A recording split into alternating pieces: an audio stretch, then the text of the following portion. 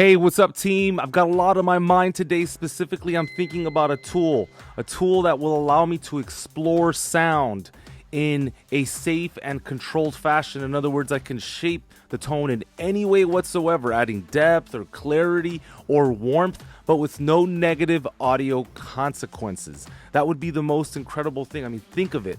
If you could explore sound immediately and have natural sounding results. Well, this is Eddie Gray from The Modern Creative, and I assure you that the tool is here. OEK Sound has just released Bloom, and we're going to review it on this channel. Are you ready? All right, let's get into it. Here we go.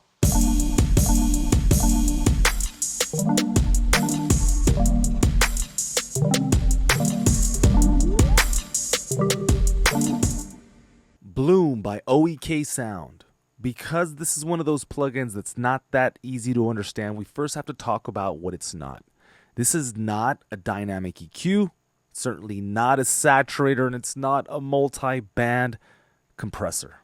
So now that that's out of the way, what is it? It can probably best be described as an adaptive tone shaper. You can think of this like a color box. You can use it in any which way, start turning knobs and raising dials, and anything that comes out of it sounds oh so sweet. Let's get into the weeds. Traditionally, producers have used EQs to correct or enhance source sounds for 50 plus years. Semi-parametric EQs, parametric EQs, shelving EQs, low cut, high cut filters, they are a staple in the work that we do. But there are times when we need a specialized tool, something that is more malleable, that is context dependent, and that is also frequency dependent. In comes Bloom. So this is a very special plugin for a multitude of reasons, but I think what makes it so special is because it encapsulates this one idea. Bright doesn't have to mean shrill or jagged, metallic, if you will, and big doesn't have to be boomy or muddy. For example, if I make an adjustment here to this drum set and I go like way up here, check this out.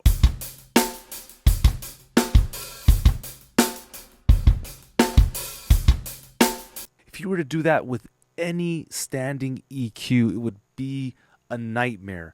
And so this kind of thinking can revolutionize your workflow. Bright doesn't have to mean metallic. Let's try low. So I'm going to move up here vertically to change the decibel value, and then I'll move horizontally to approximate frequency.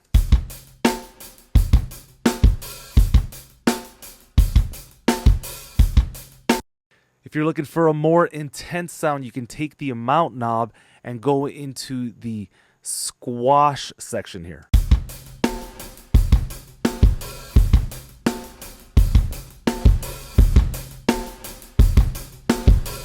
Another thing I really love about it is that you can set the squash calibration and the wet trim so you're not just fooling your ears. You can actually hear what it's doing to your source. So this is with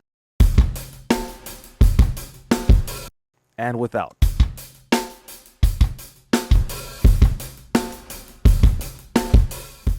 All right, well, let's get into some of the specs, shall we? If you use this plugin, a sweet spot is anywhere between 0 and 7. If you are trying to be a little bit more subtle, I recommend anywhere between 0 and 3.0. And if you want this to go very aggro, again, beyond 7 into the 10 area should be pretty good. But this is level dependent between 3 and 7. So depending on how loud your signal is, it's going to affect the way that the plugin handles that process. And so we're going to make some adjustments in stereo. You could use this mid-side as well. And of course, I recommend that you turn on the high quality algorithm here. So I'll press play and let's start to move some of the dials here.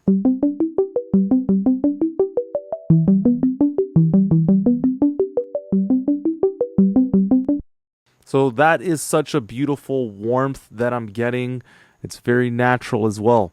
As I said before, if you were to do that with any EQ, it would be disastrous. Let's go ahead and add some low mids.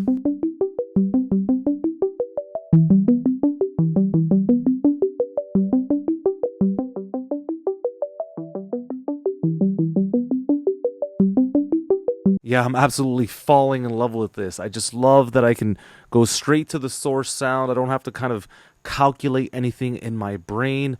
I'm just getting right into the sound. So don't forget to set the squash calibration and the wet trim so that you're not fooling your ears and you can actually hear an A-B comparison before processing and after processing. So here's before.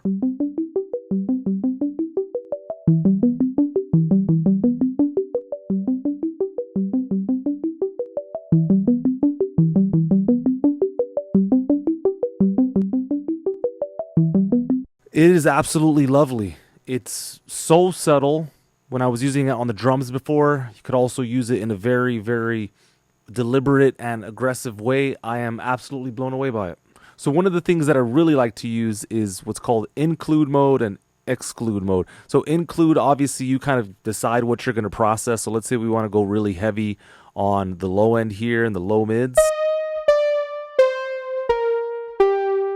You can do that, but also you get to determine what you don't want to work on. So let's say you're like, hey, stay away from everything, let's say in the high mids.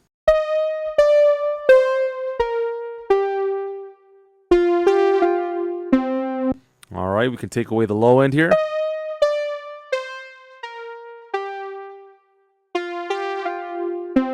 So that's a pretty cool filter feature there. Let's go ahead and try this on a full mix. All right, so let's check out Bloom on a full mix. Here we go.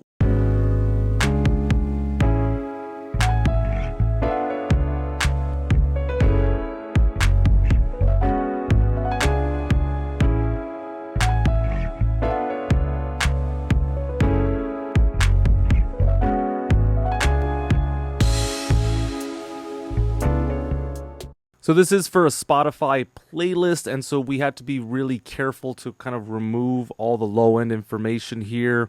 This is sounding really good. It's very musical, very understated, very sophisticated. I like it. I like it a lot. So we are using this in mid-side, high-quality mode. Let's go ahead and push the envelope a little bit, see what this sounds like.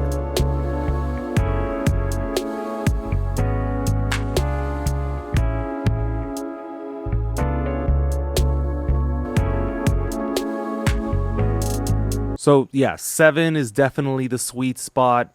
Again, it's lo-fi. I don't need a lot of high mid energy here. It's sounding really beautiful.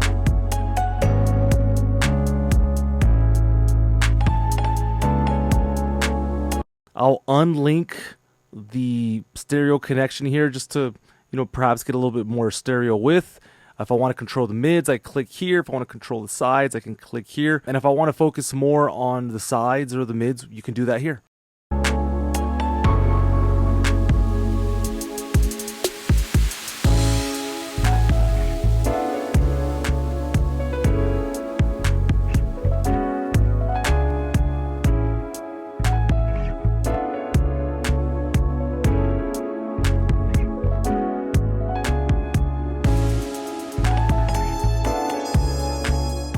Wow, this is truly a delightful plugin. It's absolutely incredible.